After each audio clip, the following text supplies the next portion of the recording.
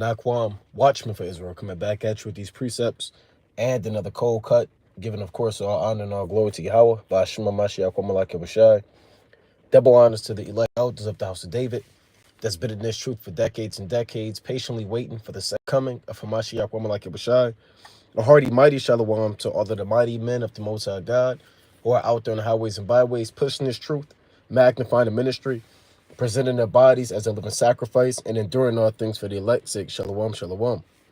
Shalom to all of the men that may not be out there on the highways and byways as of yet, but they're working on it. They're getting built up in the spirit. They're praying, they're fasting, they're studying, they're being diligent and abounding in the work of the Lord. Shalom, shalom.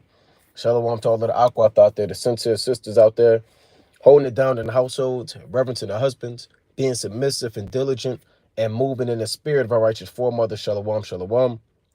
Shalom to everybody tuning in live. Salakia. Yahweh's chosen. Josiah Israel. Shalom Williams. Micah Allah 12. Yasha Allah. Abad Israel. Judamania. KF. Tapuak. T. Sellers. Ibald. Shaw. Yahweh. And everybody else tuning in and that will tune in, Lord willing. Right? The topic of this code, I believe I labeled this disgusting, vile, and filthy. Right? Disgusting, vile, and filthy. Let's go to 1 Corinthians chapter 5 and verse 1, right? We got a little over 3 weeks till Passover that's approaching, and there's nothing more disgusting. And I'm gonna say it again. There is nothing more disgusting and vile, and I'm gonna say it one more time, right? There is nothing more disgusting, vile, and filthy than the leaven that's inside every one of us. 1 Corinthians 5 and 1. It is reported commonly that there is fornication among you, and such fornication as is not so much as named amongst the Gentiles, that one should have his father's wife. Right, because you had the church of Corinth that was in a spirit of pride, folly, debate, sedition, heresy, vainglory, greed, all of these covetousness, these spirits ran rampant in Corinth. And you had this one individual that popped his father's wife, man. You know, similar to what Reuben did concerning his father Jacob. And ye are puffed up and have not rather mourned that he that hath done this deed might be taken away from among you. So they were puffing this guy up, man. They were proud. You know, they didn't get rid of this guy. Right? Paul said you should have been got rid of this man out the church, man. You got a guy in there that's popping his father's wife, man. And he's coming around and y'all are acting like everything's kosher and everything's cool, man. Reading on. For I verily, as absent in body, but present in spirit, have judged already, as though I were present concerning him that hath so done this deed. Right? Because even though the apostle Paul didn't have to be there physically, he still judged matters as if he was there because he was there in the spirit. You know, and he had to actually do that because the church of Corinth, even when you read the next chapter, he had to get on them like they didn't have any leadership, man. Nobody stepped up and was willing to tell this guy that he was off. All right, let's read on.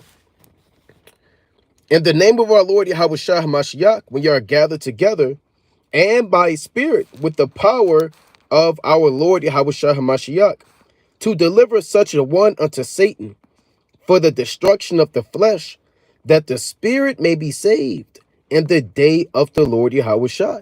So the spirit is the spirit of the church, right? The spirit of the congregation. That church was espoused, just like every other church that the apostle Paul went to preach to. They were espoused as a chaste virgin to Hamashiach Yahweh Shah. Now, they have to be without spot and without blemish. So the spirit of the body has to be saved. Now, sometimes you have to do that, man. The apostle Paul said you got to get rid of this guy. Deliver such an one unto Satan. Does that mean you open up an eternal pit called hell and you throw this guy in there and he gets tormented for eternity with a pitchfork and everlasting flames? Is that what the deliver such an one unto Satan means? No. Deliver such one unto Satan means deliver this man back into the world, right? Send him out of the church. He is now excommunicated Because if you're not in the sanctuary of the Most High, where are you? You're in the world. You are in the ways of Satan. So he said, get rid of this man, right? That the spirit may be saved. Because if this guy would have stuck around, it would have been a big deal. And his that demon on him would have spread to other members in the body, and the entire body would have been corrupted. Let's read on. Your glorying is not good. Know ye not that a little leaven leaveneth the whole lump? Purge out therefore the old leaven, that ye may be a new lump, and ye are like as ye are unleavened. For even Hamashiach, our Passover, and sacrifice for us. So the Apostle Paul said, your glorying is not good, man. Know ye not that a little leaven leaveneth the whole lump? Leaven is sin, right? Again, the topic of this cold cut is what? Filthy, disgusting, vile, right? And again, there's nothing more disgusting. There is nothing more filthy. There is nothing more vile than the leaven that's inside every one of us, man. And we have to purge out that leaven that's inside us. Now, the leaven that was inside of the church of Corinth was an individual. He's not mentioned by name, but he was the root of sin in that church. And if he was to stick around in that body, again, that leaven would have rose in other individuals. And the entire church of Corinth would have fell apart. Now, anybody that bakes, you brothers has been in this thing, you know about unleavened bread. If you don't know about unleavened bread, look up what leaven is. Leaven, or certain things like yeast, baking soda, carbonates, a lot of these things are what you call leavening agents. So they're put into particular foods to cause them to rise. Chiefly bread. Yeast is put into bread to cause the bread to rise. And again, if you've ever been in the kitchen, or you worked at a restaurant, or you get down like that, then you would know that it doesn't take an enormous amount of yeast to cause the bread to rise. All it takes is a little bit. You put a little bit of yeast in there, and the whole thing is affected. Not just the portion that you put it on, but everything is affected by the yeast, which is the leaven. So the Lord likens that leaven to sin, right? And we all have leaven inside of us. Now you can say, well, no, I don't have leaven, right? Anybody that says they don't have leaven, or they're perfect, or they're without spot, and they're without blemish, is a liar, man. Didn't the Lord say in 1 John, and I'm going to go back to that. Didn't the Lord say in 1 John that if any man say he doesn't sin, he is a liar, right? And the truth is not in him, right? It's lucky, right? This 1 John chapter 1, right? It's lucky. 1 John chapter 1. Oh, it's lucky. That's what I want. And 9. I'll start at 8. If we say that we have no sin, we deceive ourselves, and the truth is not in us. So as we approach Passover, you can't deceive yourself thinking that you're perfect. Stop walking around thinking that don't stink, man, and that there's nothing for you to improve on. There's always room for improvement. And I love the Feast of Unleavened Bread because it's a very, very, very spiritual high holy week, or high holy day. The Passover is the holy day. That's the first day of the Feast of Unleavened Bread. And it draws nigh, man. And every year through the spirit and power of Yahweh Bashim Yahushai, as Passover approaches, the spirit is always on us to go into these topics about leaven, purging out the sins inside of you, examining yourself, and these things are going to happen even today. That's why we're going into this lesson. There's sin inside of you. It may be lust. You may not be able to control your tongue and bridle your tongue.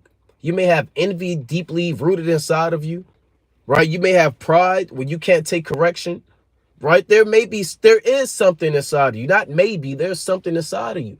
And you have to find it and drive it out and kill it, man. Like we always say, if you don't find that demon inside of you, that spirit, and kill it, it's going to kill you.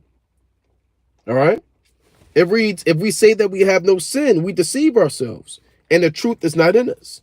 And we confess our sins, he is faithful and just to forgive us our sins and to cleanse us from all unrighteousness. If we say that we have not sinned, we make him a liar, and his word is not in us. Right, so you have to make sure that you're confessing your sins and making sure through the Spirit and power of Yahweh Shem Shai that you're examining yourselves. I mean, strictly, man. Don't just take one minute, man. Okay, I got 60 seconds. Let me really focus on myself. No, this thing takes time, man. You know, certain if you break a bone or you fracture something, it takes time for those people to really look at it, man. They'll put you under the X-ray thing or even an MRI or a CAT scan. When they really examine you and they pull out that print, that digital print, and they plaster it to the wall, you know what I'm talking about. It takes like 5 guys to look at it, man. And they don't do a rush job when they examine you. They bring in the top doctors, man, for heart surgery, or if you got like you need brain surgery, or even if you broke a leg or an arm. They got guys that look at that, man. And they say, okay, well, it happened here and it happened here. Okay, well, this nerve connects to this nerve, and okay, he has this tumor right here. Okay, well, if we look at here, and they do all types of 3D images, and they really get into that thing, man. They really get into it before they give you, I believe they call it a prognosis. Can the brother pull that word up? Baba Kashab, prognosis or diagnosis. Let's see both. I'm not a doctor, right? I'm not a physician. It's one of those words, right? So while brother pull that up, prognosis and or diagnosis, because they do take time before they tell you something, man. Because if they tell you the wrong thing, it's not going to heal you.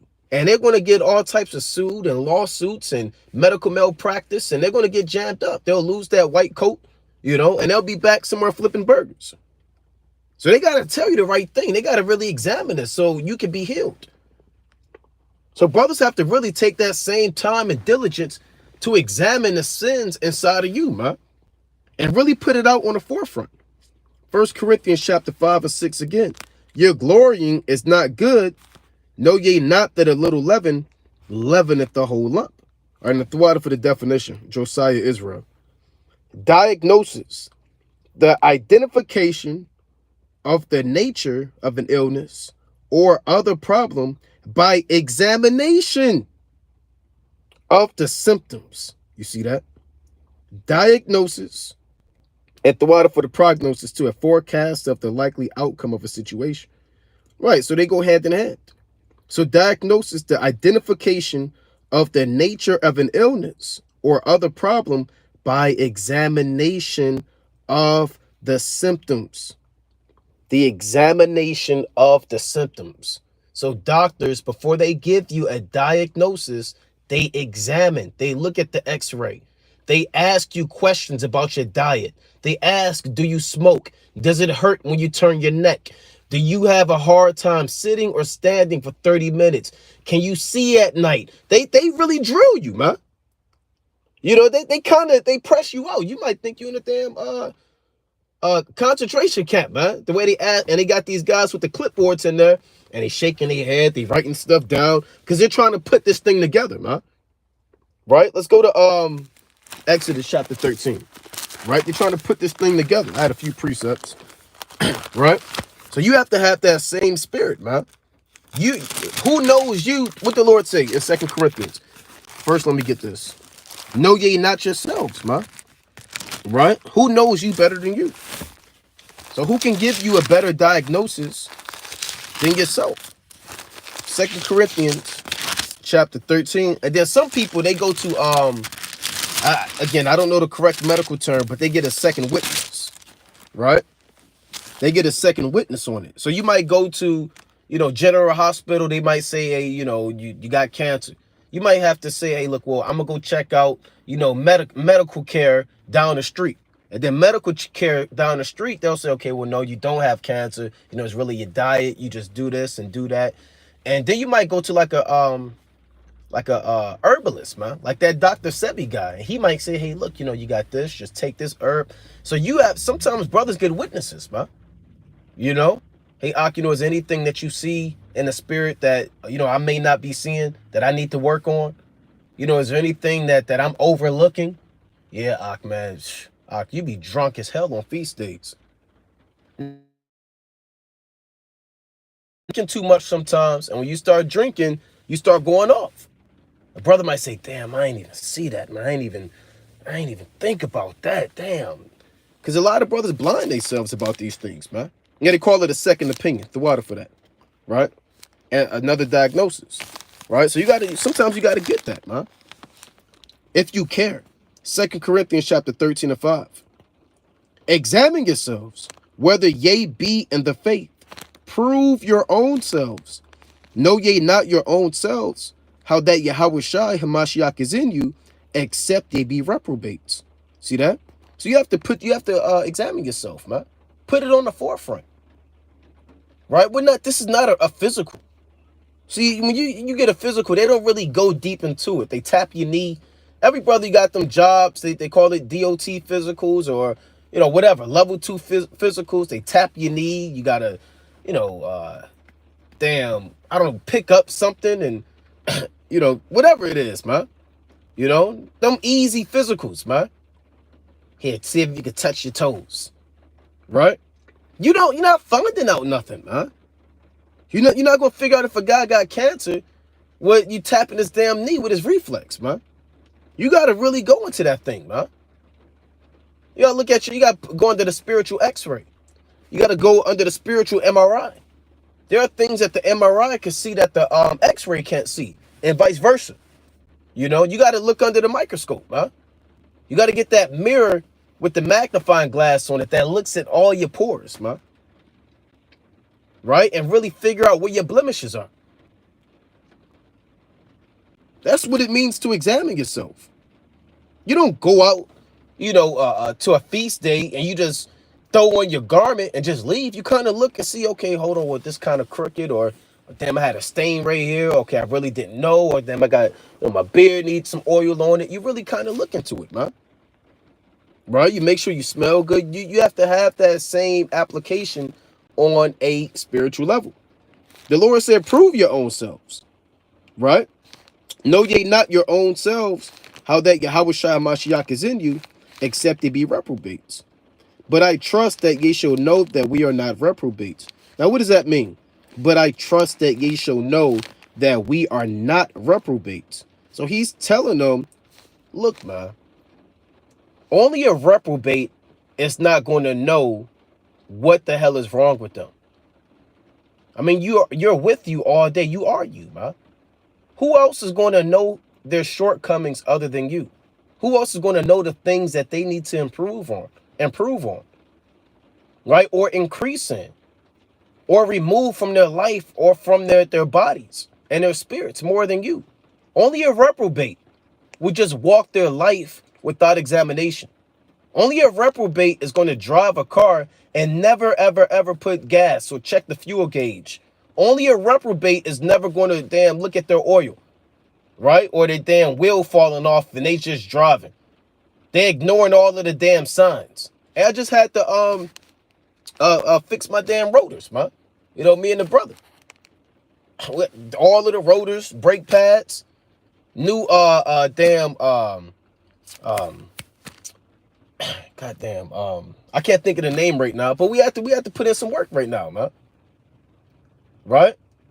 We have to put in a whole lot of work because I was driving, and I heard this sound. I'm like, well, what the hell is that, man? So we have to figure out the matter. Long story short, we figured out the matter through the spirit, man.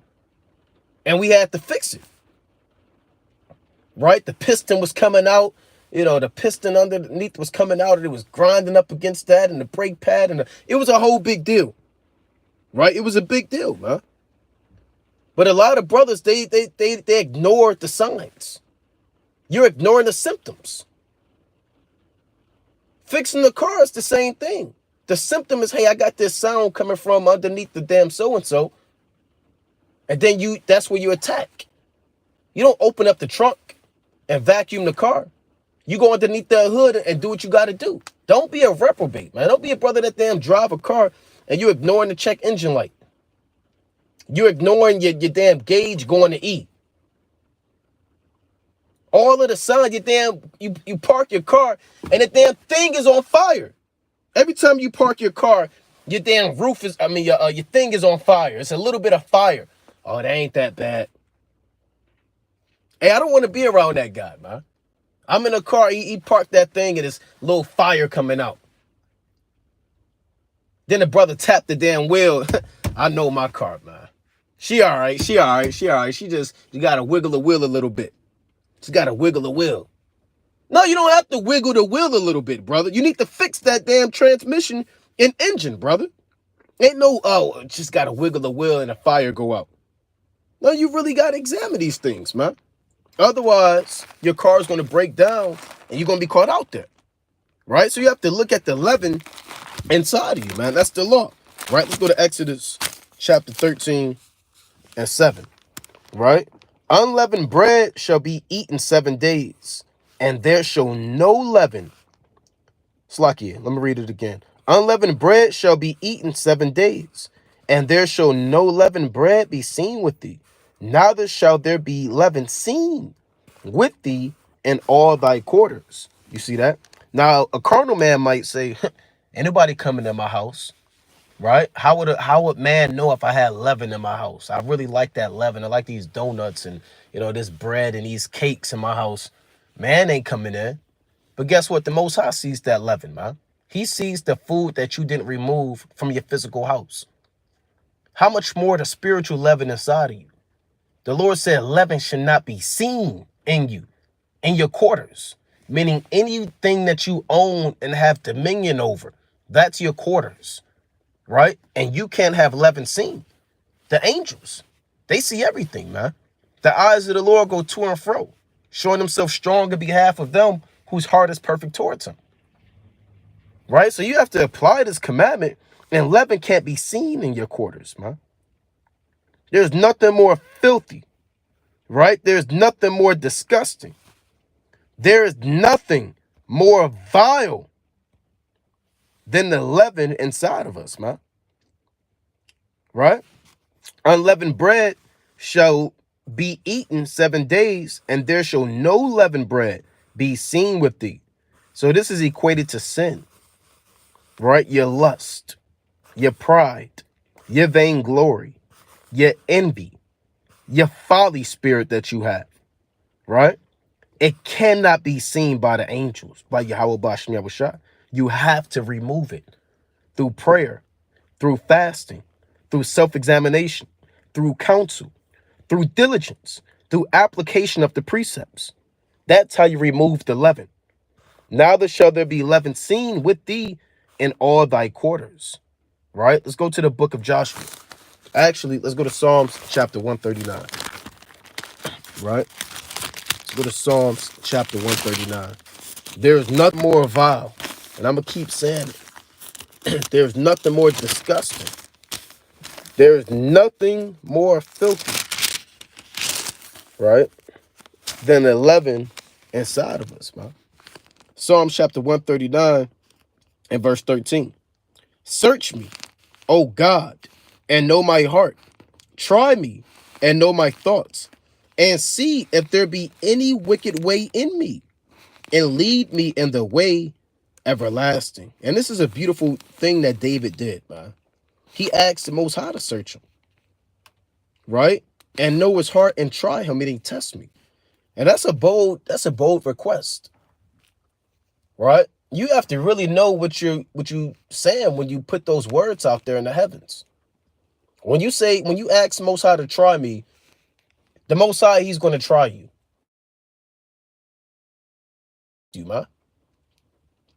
Right? It's like the brother said, man, I know the precepts. Man, I feel confident. I know the breakdown. All right, give me a quiz, right? Shoot me out a few questions. Send me a quiz. He's confident, man. He wants to really see if he really knows.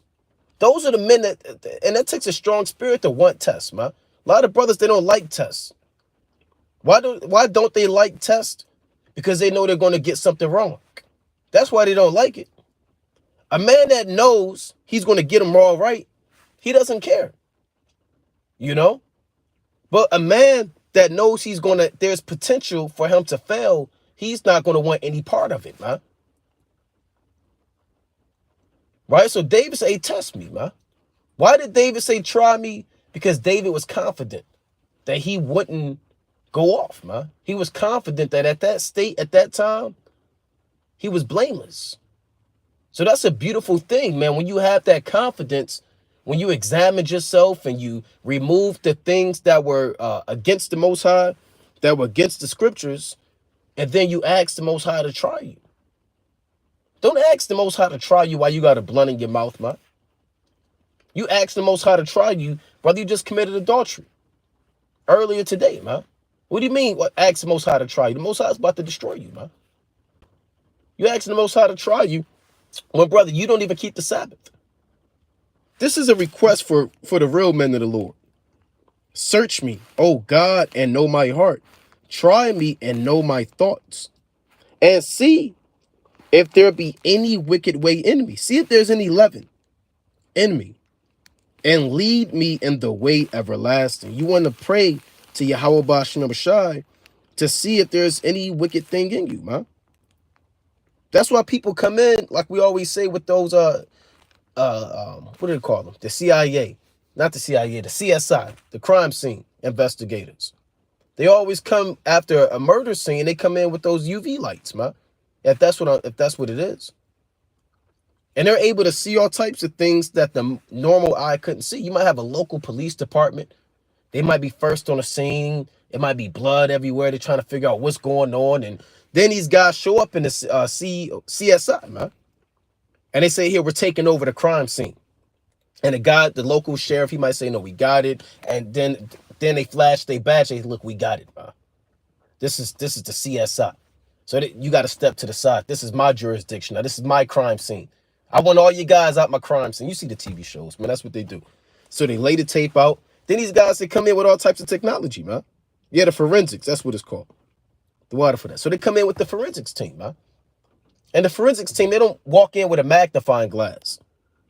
They're qualified. They have technology that you can't get from Walmart. You can't order from Amazon. They have government, top-notch funded, all types of damn science to see things that you can't see.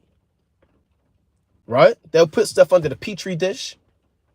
They'll take that UV light, turn the lights off, and flash and see all types of vile things on the wall, on the bed. That's somewhat in the spirit of asking the Most High to try you. Because again, you're not going to see everything. Because you're not the Most High. And then you're also going to deceive yourself sometimes to think that the thing you think is off is really not that bad. And that's what a lot of brothers do. You deceive yourself, man. You act like your habits and your tendencies aren't really that bad.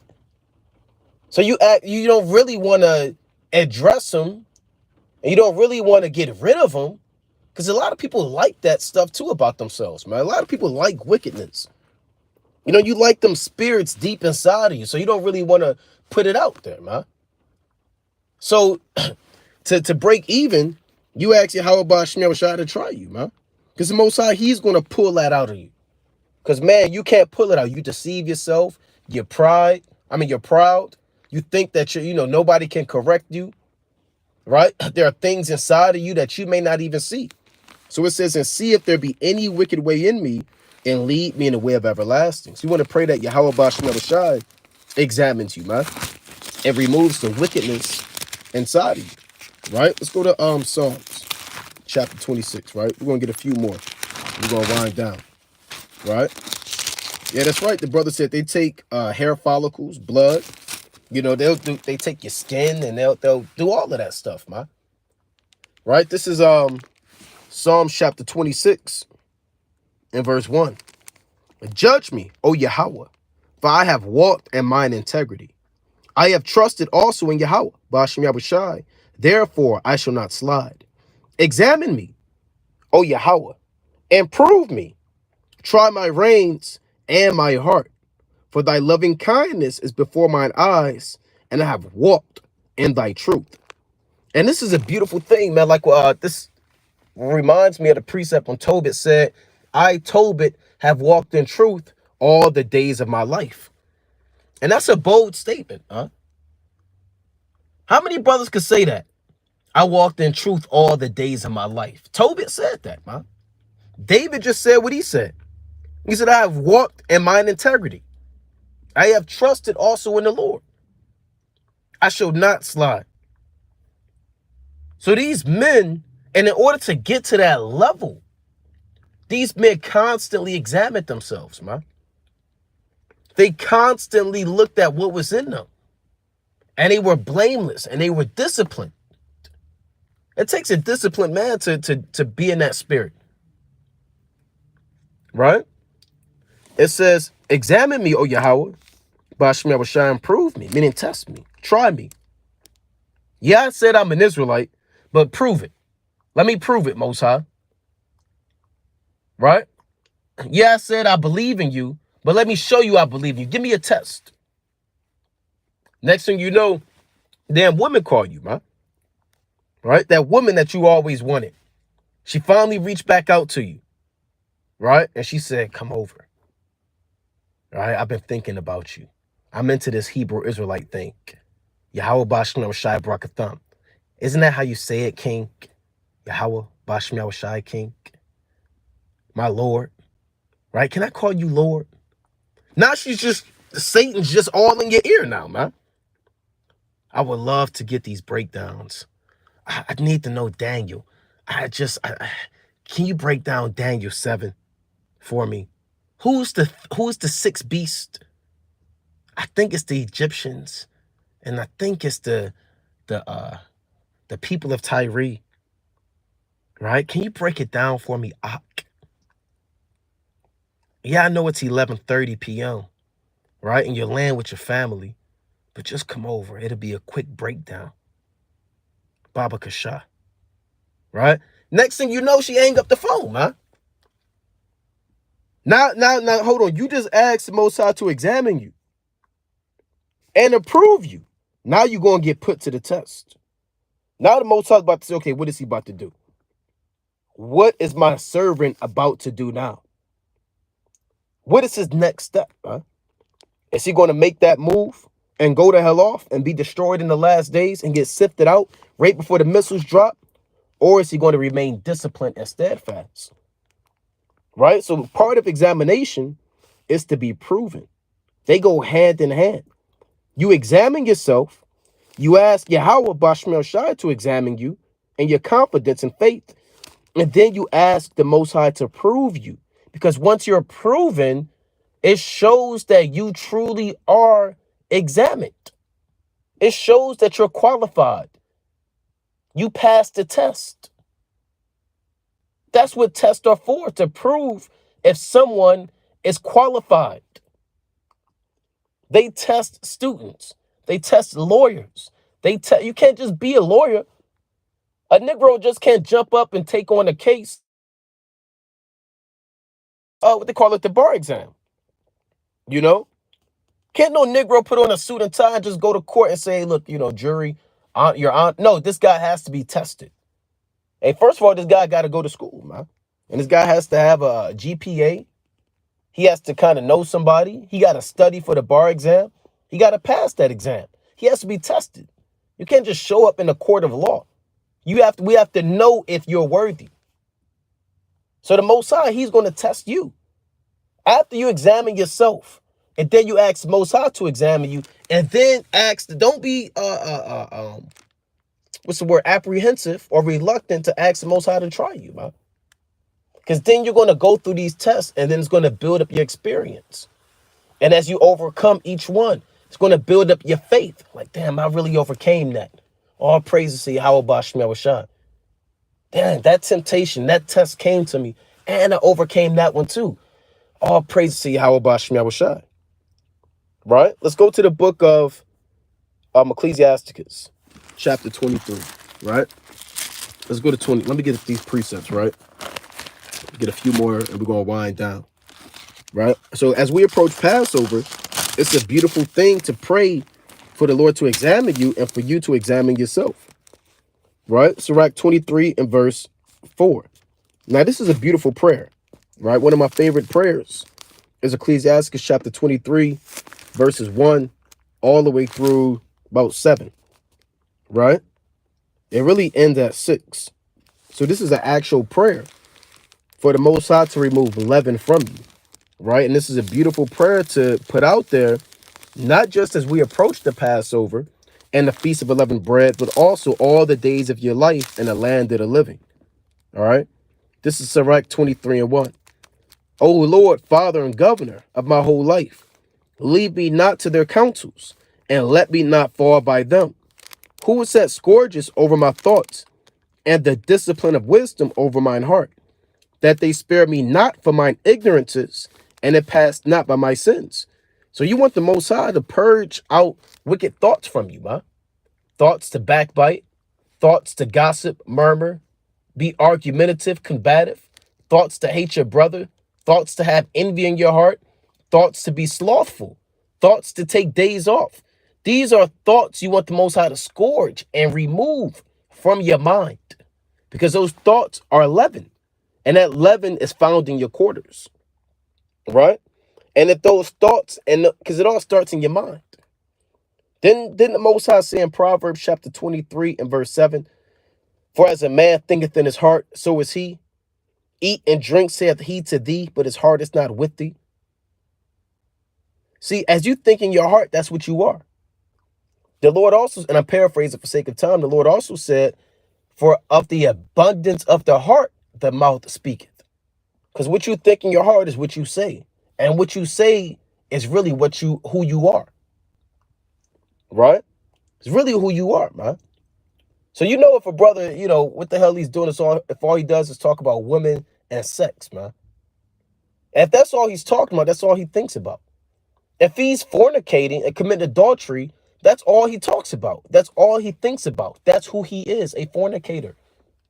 But a man of God, a man of the Lord, he just talks about the scriptures, precepts. Now, he'll talk about things of this world, because he's in this world, right? But it's going to be in discretion and moderation. But his talk is mainly about this truth, man.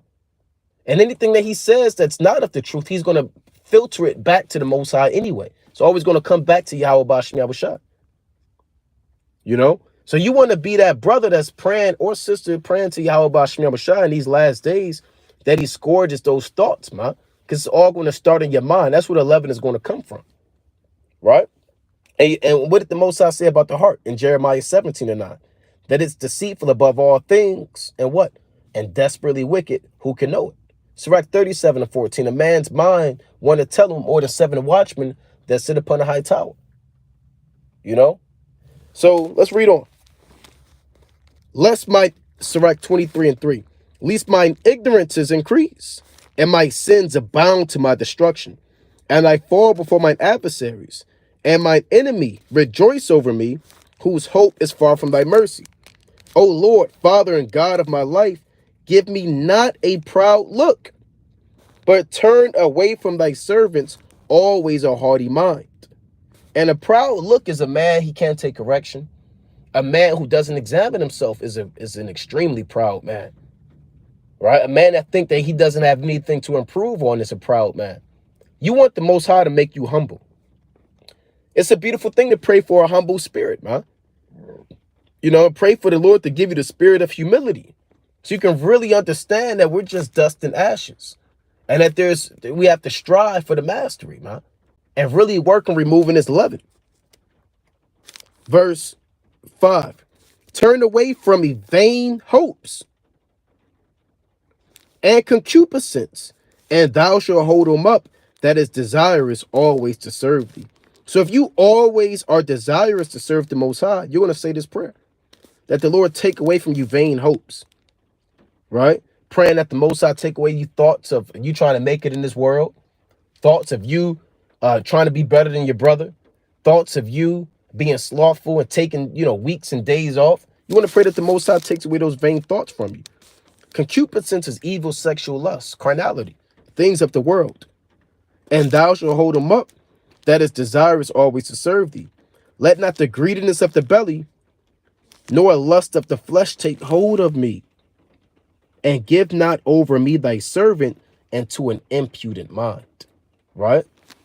Let's go to the book of let's go to Psalms chapter 141. Right? Let's go to Psalms chapter 1, Salakia, right? Oh, Salakia. Let's go to Psalms chapter 141, right? Kind of pressed for time, but I must be allowed to get Salakia, this precept. This is Psalms chapter 141 and verse 1. Yahweh, Bashem Yahushai, I cry unto thee. Make haste unto me. Give ear unto my voice when I cry unto thee. Let my prayer be set forth before thee as incense, and the lifting up mine hands, it's like if my hands, as the evening sacrifice. Set a watch, O Yahweh, before my mouth. Keep the door of my lips. These are prayers, requests for leaven not to take root in you. That bitter sin, because once it takes root in your mind, it's over, man. You want to pray that that seed isn't even planted. That the Lord set to watch before your mouth. So now you're not what? Backbiting, being a murmurer, a gospeler, a whisperer, a talker ever of the world. You know, the Lord discipline your mouth and keep the door of your lips. These are prayers. Incline not my heart to any evil thing, to practice wicked works with men that work iniquity, and let me not eat of their dainties. So you're also praying that the Most High don't give your thoughts over to evil things, your thoughts over to leaven, to malice, to grudges, to guile, to folly, to immaturity, irresponsibility, wickedness, and again, just filthy. There's nothing more disgusting. There is nothing more vile. There is nothing more filthy than the leaven that's inside every one of us, man. It's an abominable thing that will root you out the land of the living. It must needs be purged, not only for Passover, but for the day of our Lord, man. It must be purged through examination, through trials, through going through the fire, for impurities to be removed and dissolved, man. It must needs be purged. Incline not my heart to any evil thing, to practice wicked works with the men that work iniquity, and let me not eat of their dainties. Let the righteous smite me, it shall be a kindness, and let him reprove me, it shall be an excellent oil, which shall not break my head. For yet my prayer also shall be in their calamities. Right? So you want to pray that the Most High allows you to take correction, accepts reproof, counsel. All of this goes into examining yourself. Let's go to Psalms chapter 19. So the Psalms are mighty, man. Right? The Psalms are extremely mighty. Right? I'm gonna have to get one more, maybe two more, just for sake of time. Psalms chapter 19 and verse 12. Who can understand his errors? Cleanse thou me from secret faults. Right? Because there's leaven in you that you may not be aware of. All right? Because man really doesn't understand his errors. I mean, man, you only know a few commandments off that, man. And then again, you may do things and justify yourself because that's who you are. You've always been like that. That's your habit, whatever. But you're in error. There's a spirit of truth and a spirit of error. You can't be in both at the same time. So the Lord said, who can understand his errors? Cleanse thou me from secret faults. Keep back thy servant also from presumptuous sins. Let them not have dominion over me. Then shall I be upright, and I shall be innocent from the great transgression. So you want to pray that the Lord keep you from willfully going off and just being proud. That's what presumptuous means. When you do things without counsel, without self-control, without a sober mind, right? And you don't want them demons to have dominion over you. Verse 14, let the words of my mouth and the meditation of my heart be acceptable in thy sight, O Yahweh Bashem Yahushai, my strength and my redeemer. So pray that the Lord have your speech and your thoughts be acceptable in these last days, man. Right? Because leaven will try to root up in you, and you must purge it out. You must purge it out in these last days. Right? Let's go to Sirach chapter 19. Right? Let's go to Ecclesiastes. Right? And I've been bringing this one out a lot. lately through the spirit and power of Yahweh Basham Yahushai, right? Ecclesiasticus chapter 19 and verse 1. A laboring man that is given to drunkenness shall not be rich, and he that contemneth small things shall fall by little and little. Can somebody pull up the definition of contemn? Right, let's get that definition. Contemn. Right, let's get the definition. Contemn. Baba Kashaf, if a brother got time. If not, I'll just go into it. It says, a laboring man that is given to drunkenness shall not be rich. Now, breaking it down on a carnal level, obviously, a man that has a job, he may have a 9 to 5, he may work at a warehouse, he may make boxes, right? If he shows up to work drunk, he ain't gonna get his paycheck. They're gonna fire him. He's gonna be late all the time. He's gonna have tons of excuses. Alcohol is gonna be on his breath, that he won't be able to save up money. And even if he has money and he works, he's gonna spend it all on liquor and wine, and he'll never be rich. He'll never be able to save up anything, right? Now, even on a spiritual level, we're laboring in this truth, right? We work spiritually. We're in the vineyard. We do videos. We go to camp. We exhort brothers. We pray for one another. There are many things we do behind the scenes as well. Councils amongst thousands of other things, man, through the grace and mercy of Yahweh Basham Yahushai. If a man of the Lord that's labored in this truth gives himself over to drunkenness, meaning the wines and the philosophies of this world, politics, religion, too much of this and too much of that excess, he won't be spiritually rich. He's going to lose out on the knowledge and wisdom the Most High gave him. It's going to leave him. Now it says, and he that contemneth small things shall fall by little and little. Now contemn, brother got the definition. It says, contempt, feeling that a person or a thing is beneath consideration, worthless, or deserving scorn. So that's a good definition right there. Feeling that a person or a thing is beneath consideration. A lot of brothers, like we went into, they think that things aren't a big deal. You think that that damn crick in your neck is not a big deal. You got a big lump in your back, brother. Oh, it ain't that bad. It ain't that bad, man. It's all right. It's all right. I just got to drink some more water. A lot of brothers, man, you always, did you drink some more water? It's the mucus, It's the mucus in you. Here, drink some green tea with ginger, honey, and lemon. Brother, that's not going to cure that big lump in your back, man. Stop ignoring that, man. Nah, it's all right. Now you got 2 of them. Oh, well, it ain't that bad. I'm just, I go to, I figure it out. I see what it is, man. I mean, I drink some Robitussin. Right? I'll be all right. Now you got 3 of them.